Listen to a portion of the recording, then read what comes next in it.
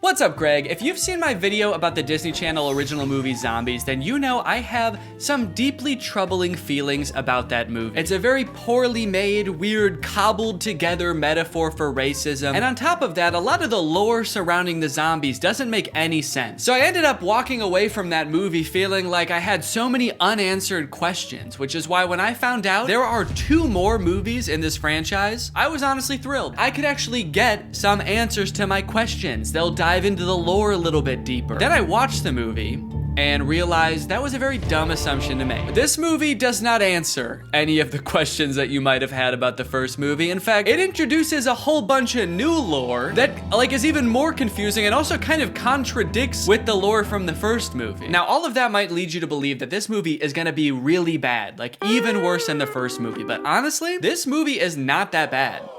Also, it has 100% on Rotten Tomatoes, so technically speaking, this is a perfect film. So strap in and get ready, because I don't know if you've ever seen a technically perfect film before, but this is what one looks like. The movie starts off right away, changing the lore that we all know. Welcome back to Seabrook, where belonging is everything. It wasn't always this way.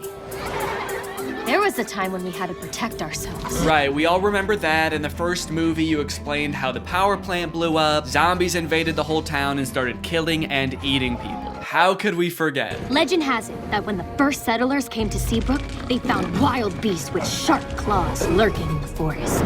Wait, so these beasts are different beasts? These are a different sect of beasts? Which sparked an epic battle. There was a war? Seabrook settlers bravely fought off the monstrous attack and discovered a powerful energy source. And that mysterious power source basically powered the entire town until that one fateful day when it blew up and created beasts.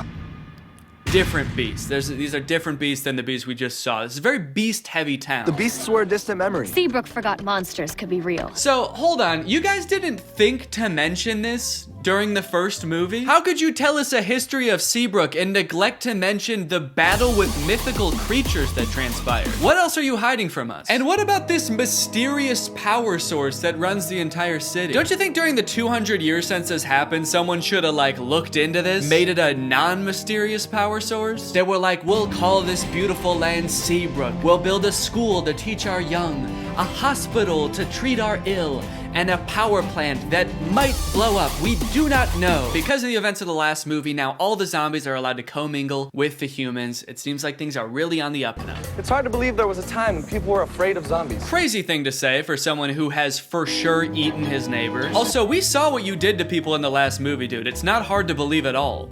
I'm still scared of you. Then we check in on Addison, who you may remember from the first movie by her platinum blonde hair that for some reason in this universe makes her some kind of sick, disgusting freak. That's Cheer Captain Bucky, my cousin.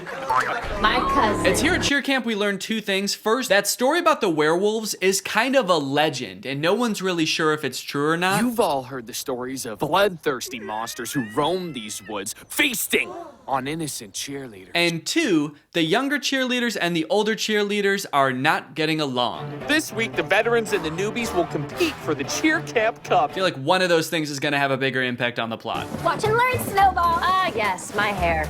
Still white, still well-conditioned, and still drawing fire from the AC. Okay, thank God she addressed it, dude. I know we were all thinking, what the fuck is wrong with her? You should shave your head, you look insane. We then get a song about how well everybody's getting along now.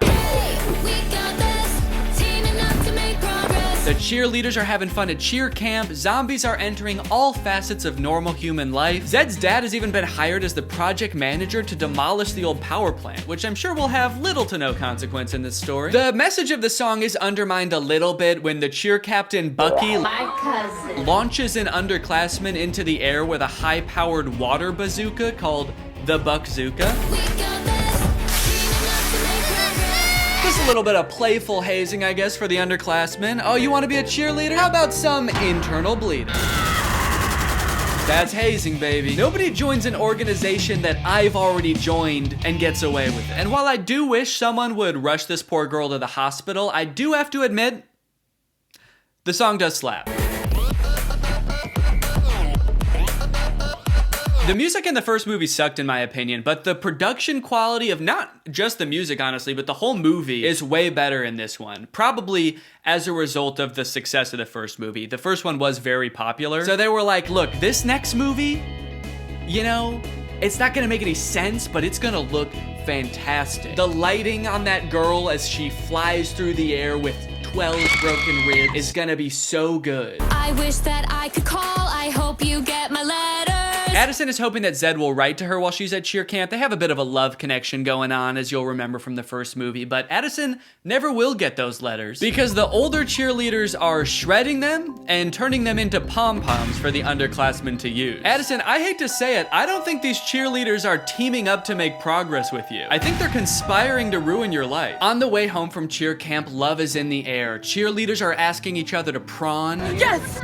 I got invited to Prawn! Which is Seabrook's version of prom. Their mascot is like a shrimp or something, so I guess that's why it's called that. And for the first time this year, zombies are allowed to go to Prawn. Bree is actually hoping that Bonzo will ask her to Prawn. Getting invited to Prawn sounds great, but Bonzo won't even look at me. Meanwhile, Bonzo is locked in on her, carving her face into a threatening-looking apple. And Addison gets a surprise of her very own because Zed has devised a very intricate way of asking her to be his date. Addison, will you?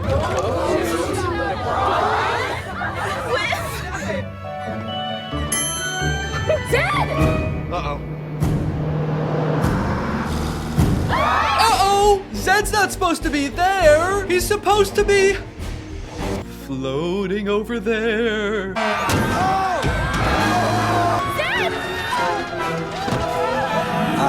Addison, help! I'm gonna fucking die! Addison! The bus crashes into a gated forest called the Forbidden Forest. And Addison goes running off to find Zed, but what she ends up finding are werewolves. We're surrounded by werewolves. So here's where the movie started to lose me a little bit, and I know this is a perfect film, so this is probably something wrong with me, but I feel like when I look at these werewolves, they're not werewolves. They're just teenagers living in the woods wearing dead animals. You might be thinking, okay, these are people who are gonna become werewolves at some point. No, these are what the werewolves look like. They even go out of their way to show a full moon in one of the shots to be like, no, this is as werewolf as they're gonna get. These are outdoor teens with dead animals on. That's what werewolves are. And that's just how it is for the entire movie. And on one hand, I guess I understand because like true to form werewolves would probably be super expensive to do and make look good. But also, you guys didn't have to make a movie about werewolves. That was your choice. You already had a whole universe with zombies in it. You didn't have to add another creature. Or you could have kept the movie exactly the same as it is and just not called them werewolves. You could have made up a new creature. Just called them outdoor teens. It would have made sense. But no, you had to drag werewolves into this. You said this movie will be about werewolves. It will be an integral part of the story. And our costume budget will be $4. A few scenes later, a werewolf sneaks into the town of Seabrook and finds a drawing of like an actual werewolf that Zed's little sister drew. And he takes it back to the other werewolves and they all start making fun of it.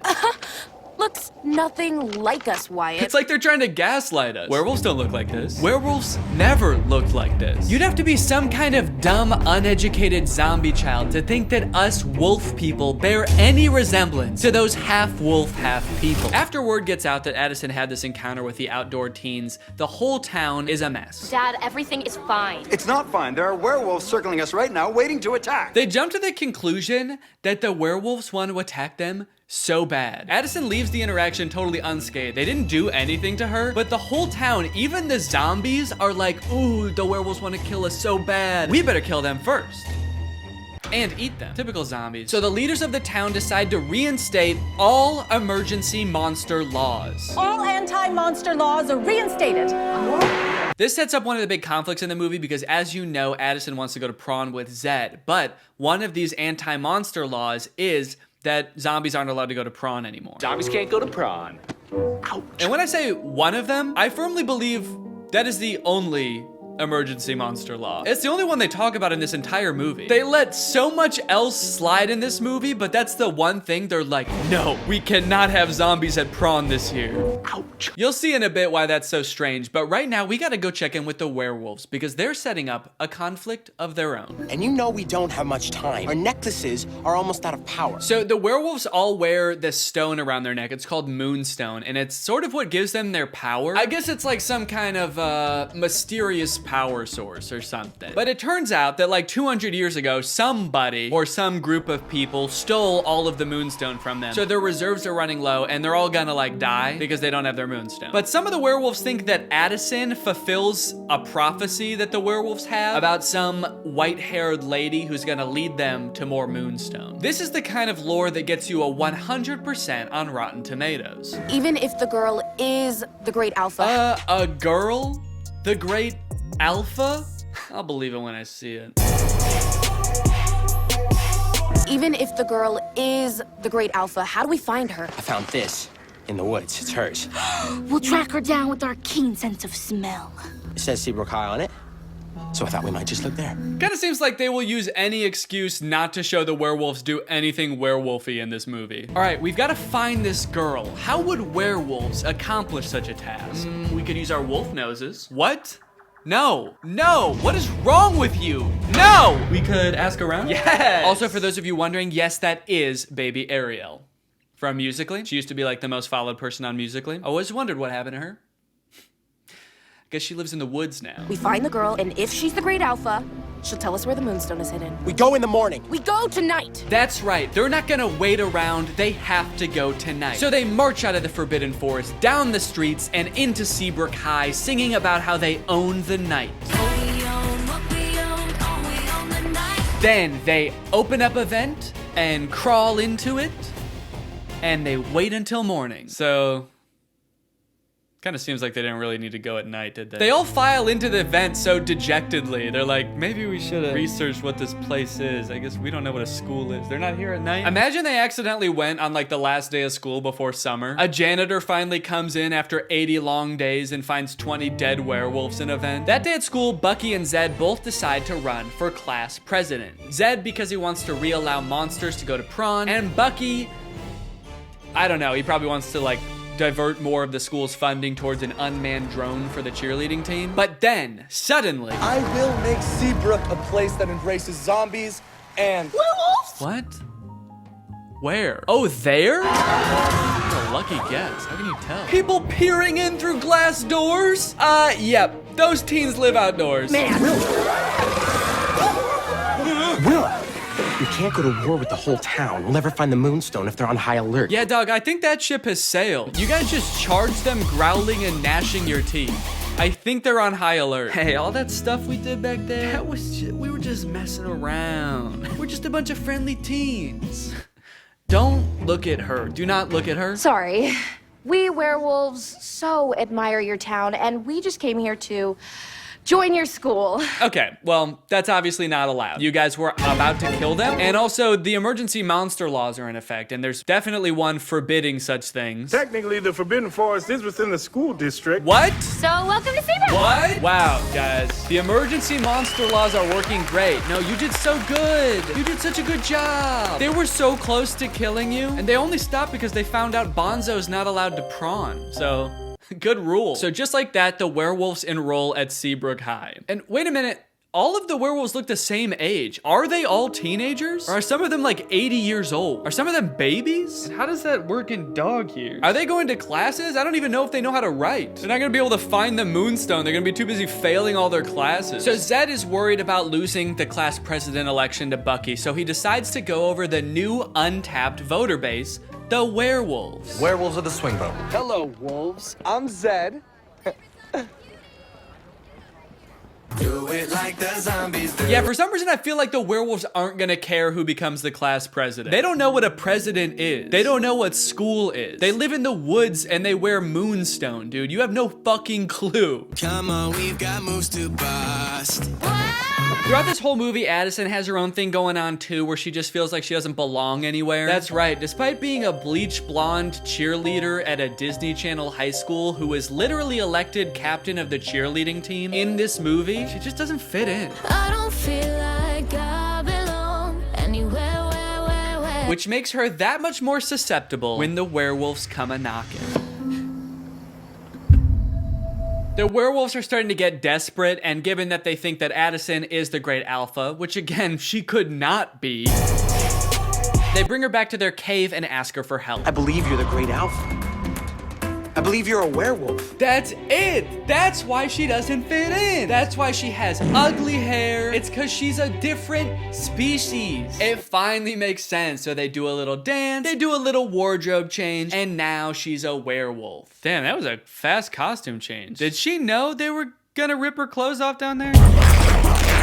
This seems terrifying if she didn't. The rest of the gang gets worried when they realize Addison is gone with the zombies, so Zed shows up and he just fucking kills one of them.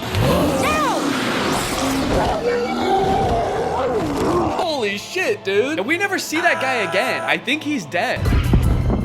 The explosion came from Seabrook Power. Seabrook Power is the birthplace of zombies. A little lime soda mixed with some mysterious energy, and then bam! Zombies. Nice story, but it doesn't concern us. Nice story about you and your unknown electricity fuel, but we've got our own problem. We're looking for a mysterious power source. But it does concern you, Willa. That could be your Moonstone, right? Oh shit, she's right. So for the rest of the movie, Addison is like pretending to be a werewolf. She shows up to school the next day and she's like, I'm a werewolf. I've always been a werewolf and I've always known I was a werewolf. Addison, if you ever expect to be cheer captain... Well, maybe I don't.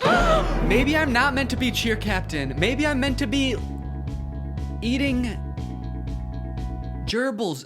What do werewolves do? I actually don't know what they do. I know I am one, I just don't know what we do. Then we get the presidential debate between Zed and Bucky, and this is how all presidential debates should go. I'm a real human. There's no danger in that. They're real monsters. Man. What if they turn back? There should be singing, there should be choreography. One of the sides should be claiming that the other is a dangerous beast. And President Biden, how would you respond to that claim? He wants to eat me! He's trying to fucking eat me! The demolition of the power plant is imminent, so the werewolves rush there to stop the mayor from destroying all their Moonstone. Via song? It does not go very well. Arrest them! Oh my god, dude, he said arrest them, not gas them. Colloidal silver. That'll tame those beasts. You know, for a government that just found out werewolves exist, they sure seem to have the exact chemical compound that would hurt them most. Colloidal silver shuts down their nervous system instantly. Just a hunch. Then Addison and the cheerleaders show up, and then Zed and the zombies show up, and now they're all singing, trying to convince the mayor to shut this thing down.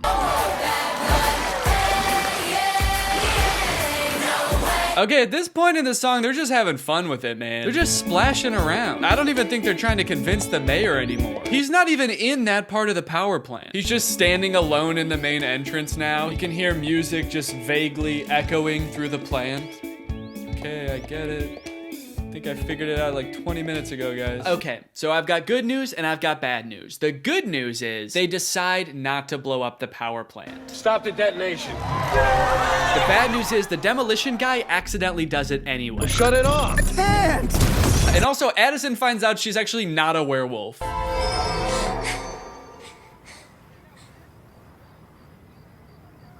Am I?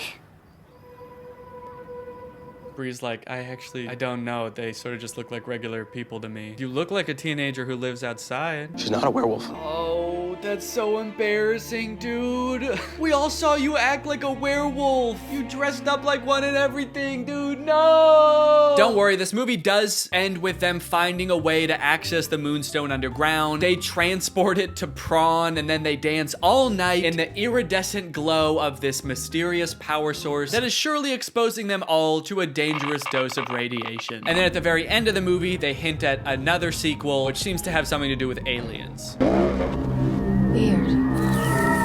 And that is Zombies 2. And now it's time to talk about our sponsor. This video has been sponsored by...